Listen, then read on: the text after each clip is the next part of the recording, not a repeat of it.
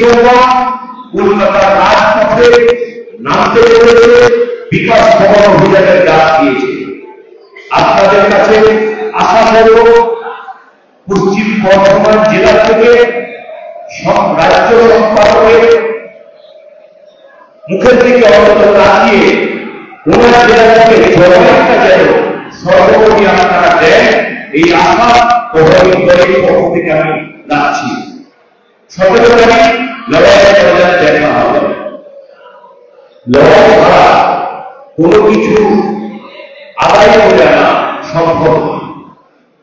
আমরা শিক্ষক সমাজে যারা রয়েছি অনেকেই মনে করে যে বাস্তবতা তো আছে, বাস্তবতা আন্দোলন করছে, সঙ্গীতবাবু আন্দোলন করছে, আরে পেটে তো সবাই পাবে। কিন্তু একটা কথা মাথায় রাখতে হবে, সবাই মিলে করি কাজ আরই দিদি নাহিলা।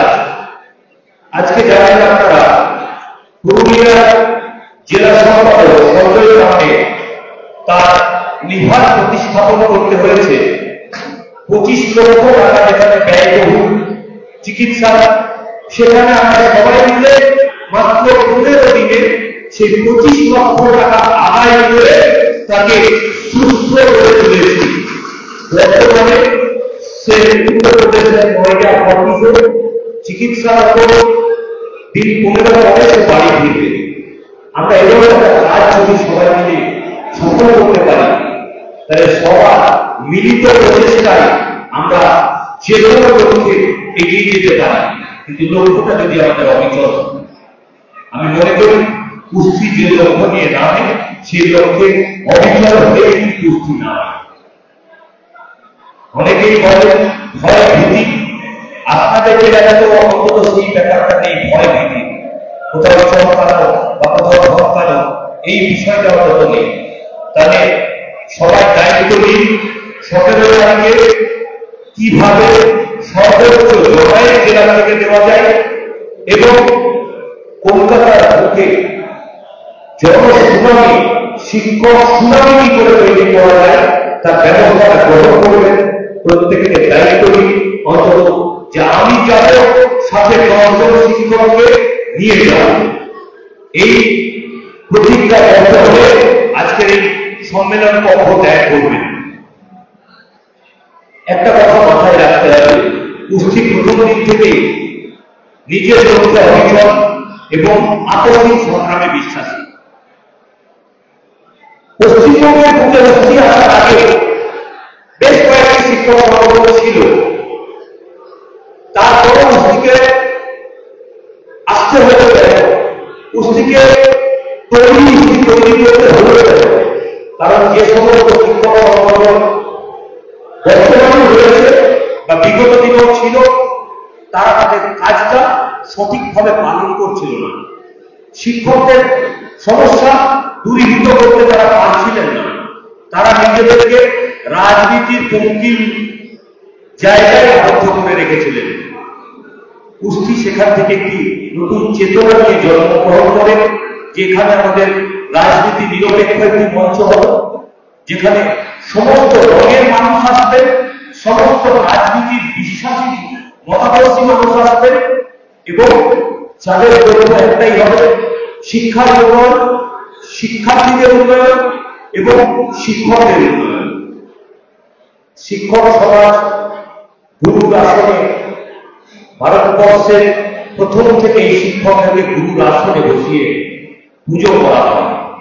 তাহলে সেই শিক্ষকের দায়িত্ব মুখের মধ্যে পড়ে আমাদের ছাত্র, আমাদের সন্তান সহ ছাত্র ছাত্রীদের যাতে মিড ডে মিলের পোশাকটা ভালো হয়, যাতে মিড ডে মিলের বরাদ্দটা তাদের জন্য বাড়িয়ে তাদেরকে একটু ভালো খাওয়ারের ব্যবস্থা করে দিতে পারে, বিদ্যালয়গুলোতে পরিকাঠামোর উন্নয়ন করে যাতে তাদের শিক্ষার ব্যবস্থাটাকে ভালো করে তুলতে পারে।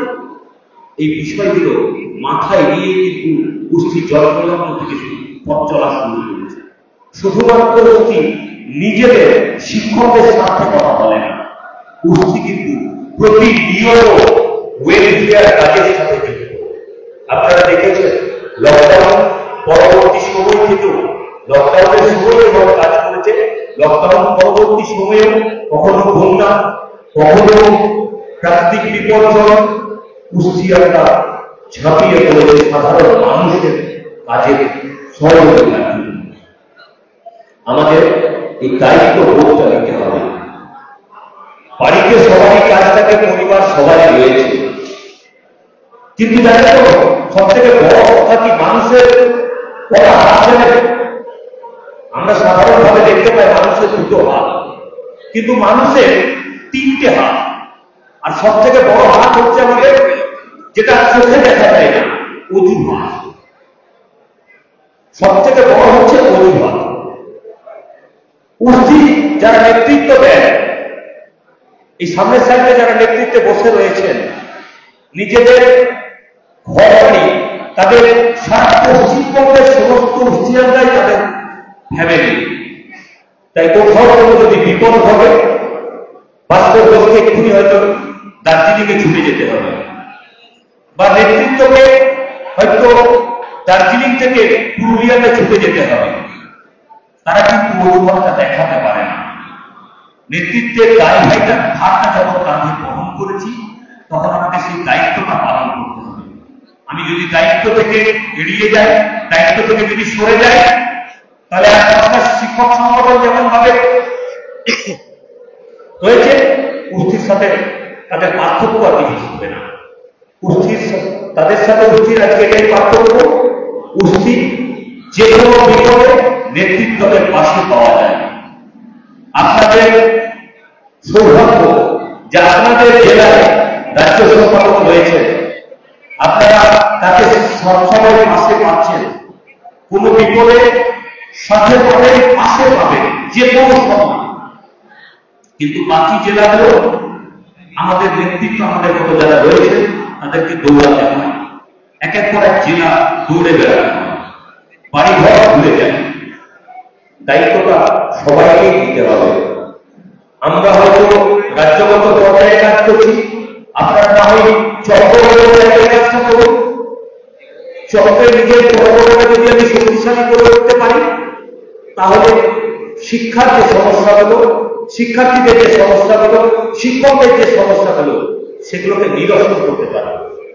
যদি শক্তিশালী হতে না পারি, তাহলে কিন্তু সেই যে সমস্যাগুলো, সেগুলোকে নিরসন করতে পারবো না।